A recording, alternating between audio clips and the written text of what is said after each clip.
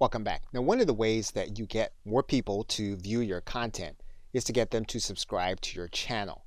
And of course, they can come to any of your videos and subscribe to your channel, or they can come to your channel page and then they can find the subscribe button.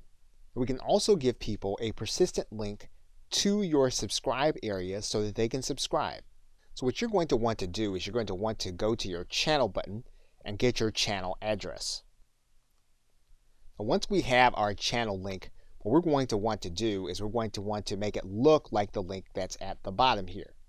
So what we're going to do is we're going to take this information and we're going to copy it.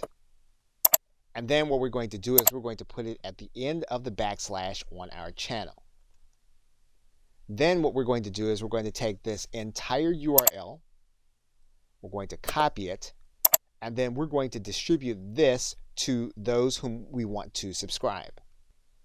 And so once they get this URL, they put it into their browser, and then when they click the link, what's going to happen is they're going to be brought to this page, and then they're going to be asked to confirm their channel subscription. In this video, I'm going to show you how to create, and they'll then be able to confirm.